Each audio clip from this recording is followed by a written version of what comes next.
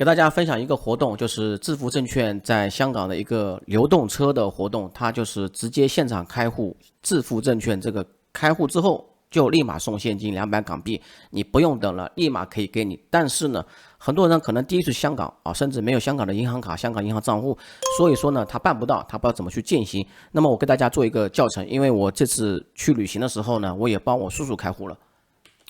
首先，去香港银行开户的话，其实有很多，但是呢，很多银行开户的话，其实你需要跑到银行分行去开户，那种呢是有实体银行，那么有一家银行叫虚拟银行啊，也叫数字银行。比如说啊，我比较喜欢的众安银行，他自己自称为是香港第一数字银行啊，这个不是我自称的。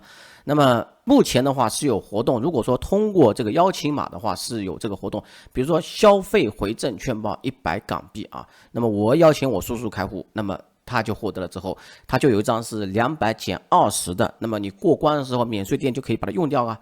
你可以把这个众安的银行卡里面的虚拟卡的，你可以绑定到 Lipay HK 这个 APP 里面就可以了。你消费的话，这样也不会产生任何的手续费，或者说你把它绑定到 Apple Pay 钱包里面也可以刷卡。当然说呢，这个众安银行其实它自己本身也有自带这个投资账户功能，其实也可以买美股，但是呢收费比较高一点，或者说行情啊这些不太好用，毕竟它是一个银行端。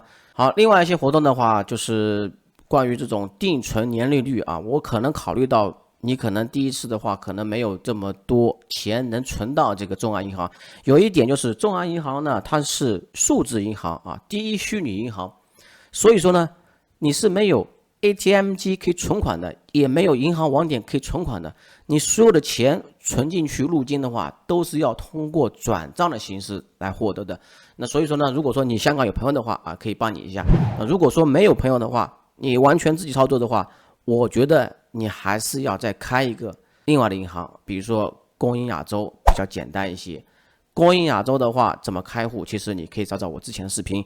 那么这边的话，众安银行如何开户最省力最给力呢？第一个啊，复制我的邀请码，你可以这个邀请码复制一下，然后呢下载这个众安银行 APP。众安银行的 App 呢，其实你不用考虑是否需要美区 ID， 其实都可以下载，只要苹果手机的话，你只要搜索 JA Bank 的话，过去也能下载到。这个 App 是长这样子的，那么大家可以参考一下。这个是 iOS 的。OK， 下载了之后呢，你点开这个 APP， 它会问你是否人在香港，注意一定要人在香港再去打开这个 APP， 否则的话你在内地尝试这个很有可能被封控，所以说呢，我建议不要打开，然后立即开户啊。这个时候他会问你是否有邀请码，那么你把这个邀请码给输入进去就可以了。那么开户提交之后呢，它可能会需要你等待一段时间啊。开户流程的话，其实在网上很多，只是中间的话需要你在移民局小程序 APP 里面下载一个出入境记录，这个我觉得应该也是很简单的。那么如果说你要去开这个致富证券，拿这个200现金的话，我建议你最快的操作方式就是你先把致富通这个 APP 给下载下来，但是呢，你现在不用打开，也不要去点开来。那么这个是安卓系统的这个APP 的样子。好，点开来之后呢，这边有些什么分行，你不用去分行，分行的话是没有这个羊毛的。这个羊毛流动车在哪里呢？我先告诉大家一下。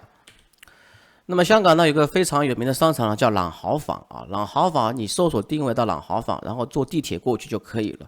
但是这个流动车呢，有些时候呢在 E1 出口，有些时候在 E2 出口。那如果说在 E1 出口在哪里呢？就在这个地方。这个位置啊，这个位置。那1号出口的话，可能在背面啊，就在这个1号出口。所以说呢，它要么在这边，要么就在这边，就两边。那么这个活动呢，我刚刚还问了，就是说他说这个月底反正是有的，那下个月底的话不知道啊。所以说呢，如果说你要开户的话，你可以直接跑过去开户。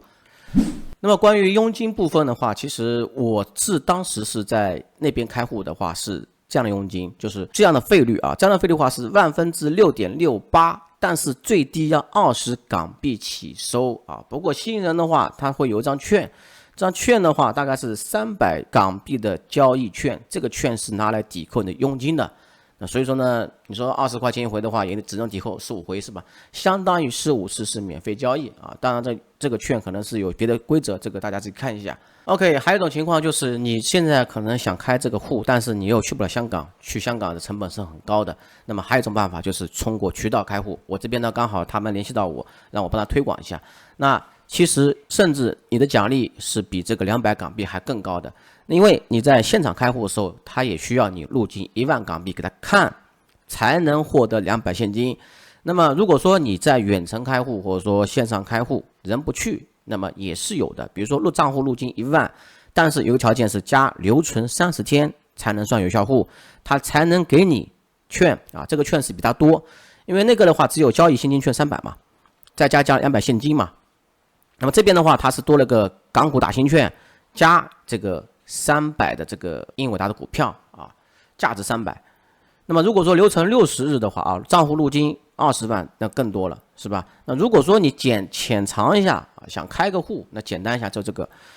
那么另外的话，其实你开完户之后呢，你也可以邀请朋友开户，那么你也可以获得这个交易现金券，叫超市礼券啊。超市礼券的话，可能是惠康超市的。那其实如果说你不去香港的话，没什么，但是呢，你可以在闲鱼上转让。那另外一点的话，就是邀请码，邀请码的话，你就填写小浪的小写字母啊，就可以领奖了。那怎么去开户呢？那线上开户的话，你通过这个链接，这个链接的话，你可以在视频的说明区或者评论区找到。那么正常来说，你点进链接之后呢，这个贴券码它是默认填好的。那如果说没有填好的话，麻烦你自己勾选一下，否则的话，你很有可能是那个300啊、200啊都没有了。一定要推荐啊！包括你在现场开户，其实他们也是一种渠道奖励啊。他们这个200港币给你的话，其实也是一样的。这边的话可以选择这个手机号码，然后再验证通过去。那么我这边提醒一点，就是你新开户的人呢，可能是没有结单。那么如果说没有结单的话，到时候提现的时候啊，这个资金出金的时候，你再提交结单，这样的话刚好1个月之后完成了。因为那么我再说明2个问题，你可能很容易遇到的问题，比如说你众安银行开户开好之后，绑定成功了，准备入金的时候呢，你发现我绑定成功了，银行也提示我成功了，短信也收到了，但是我点转账入金的时候，居然被限额了。啊，这个原因就是被限额了。这限额怎么改呢？其实你在众安银行里面找一下转账限额就可以了。如果说你不设定的话，默认是0。那如果不懂的话，你可以在众安银行 APP 里面，你可以找到客服，可以问一下，这个很简单的啊。所以说呢，这个问题是我自己遇到的问题，所以说给大家说一下。